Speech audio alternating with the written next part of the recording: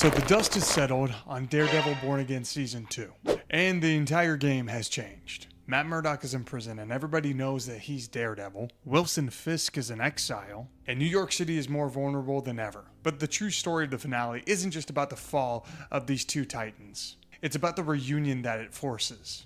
And because of that, I really think that this is one of the best pieces of content that Marvel has put out in years. The finale's more critical moments weren't just about some of these doors closing. They were about the new doors that they just blew wide open. The shocking exit of Bullseye, the rise of a new villain, and the power vacuum left behind by the Kingpin.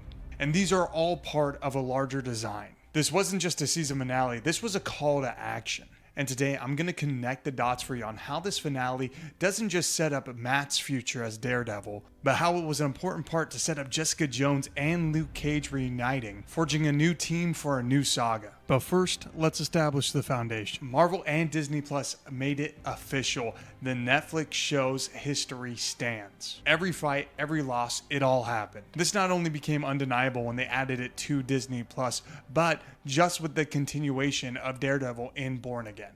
Now quickly, the first season saw Wilson Fisk become the new mayor of New York, using his new power to set up the anti-vigilante task force to hunt down any superheroes. Season 2 saw this plan happen in chaos, exposing Fisk and forcing him into exile alone. But his defeat leaves a massive power vacuum. With the mayor office in disarray, this is where a figure like Fisk's right-hand man Buck Cashman might play a part. Could he make a move stepping out of the shadows and taking the power for himself? We also have the agent of chaos, Benjamin Poindexter. Wilson Bethel's return as Bullseye was an absolute highlight of this season. But his role was far more complex than him just trying to get revenge on Fisk this season. He wasn't defeated by Daredevil and he wasn't imprisoned by the system. Instead, the finale saw him leaving on a plane with the mysterious CIA operative, Mr. Charles, played by Matthew Lillard. This single move transforms Bullseye. He's now changed from a personal threat to an international one. He's no longer a puppet, he's a precision killer with now the backing of a shadowy Black Ops agency. And this makes him a problem that can't be solved by one lone vigilante. The Avengers aren't coming to stop a state-sanctioned assassin. This is a street-level crisis of the highest order, and it's a perfect catalyst to draw other heroes from out of the shadows. And as old threats evolve with Poindexter, the city tends to create new ones. This finale introduces a new antagonist, which is Heather Glenn, who has taken over the mantle of Muse. We saw her grappling with the trauma from being attacked by Muse and a Fisk's regime, and instead of it breaking her, it twisted her. And this is what makes her introduction so compelling. She isn't just a random serial killer, she's a direct victim of the systems our heroes are fighting against. Her decision to become Muse is a terrifying statement. A victim taking the pain that was inflicted on her and putting that outward, and now creating grotesque art from the city's corruption. This adds a fascinating and new horrific dynamic. An enemy born directly from the ashes of Fisk's reign. And we also see that dynamic with Agent Powell. Now that he doesn't have the task force to hide behind, what will his next move be? And how is he going to affect our heroes' lives later on?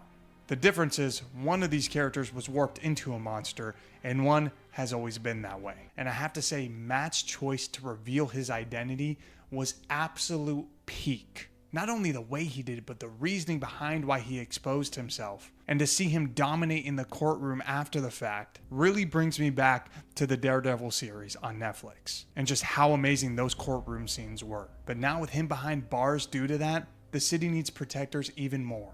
And this is where the finale delivered years of hope. We have Kristen Ritter officially back as Jessica Jones. Her appearance in season 2 just reestablished that she is the #1 private eye, now balancing work and raising her child Danielle. And then there's the moment we've all been waiting for, Mike Coulter's return as Luke Cage. The finale reunited him and Jessica with their daughter, explaining he'd been forced to do work overseas for the government, for the same Mr. Charles who now holds Bullseye's leash. But now back in Harlem, Luke finds himself facing a threat that is pure chaos. It is the perfect catalyst to pull this hero away from his gray morality and back into the fight for the soul of the streets.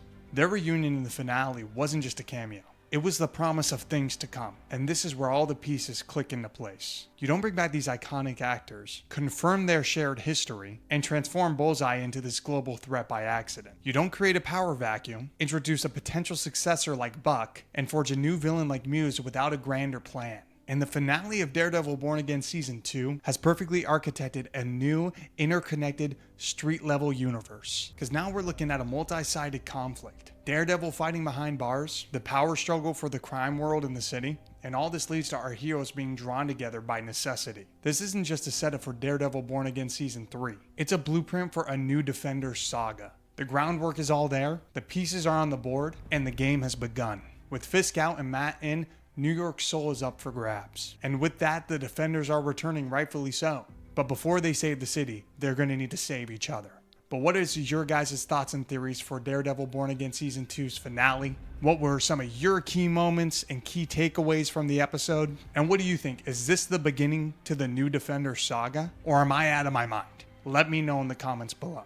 And if you like this video, make sure to like and subscribe if you want to see more MCU breakdowns in the future. We have Punisher One Shot coming out here next week, and I will be doing a breakdown for that, so make sure you have notifications on. But that is going to be it for me today, you guys. My name is Ben James. Thank you all for watching, and I'll catch you in the next one. Peace!